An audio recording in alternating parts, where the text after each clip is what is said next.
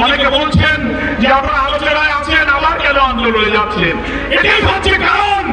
আলোচনার টেবিলে যাচ্ছি, কিন্তু সেই আলোচনা সফলতার মুখ ধরছি না। মনে হয় কোন চাপের মধ্যে পড়ে সরকার কিছু আলোচনার ফাঁকি দিয়ে যাচ্ছে।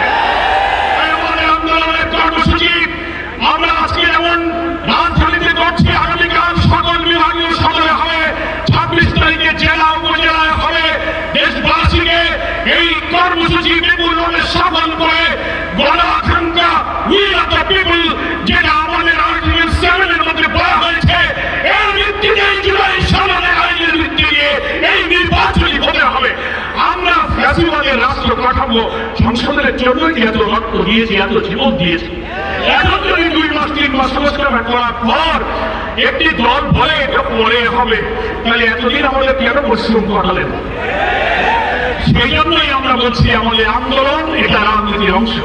It is the part of politics. আমাদের আন্দোলন জনগণের আকাঙ্ক্ষা তুলে ধরার জন্য, আমরা আলোচনার টেবিলে নিষ্পত্তি হওয়ার জন্য আশাবাদী। আমরা নিরাশ নই। পিআর মানতে হবে। 70% লোক সার্ভেতে বলেছে পিআরের পক্ষে।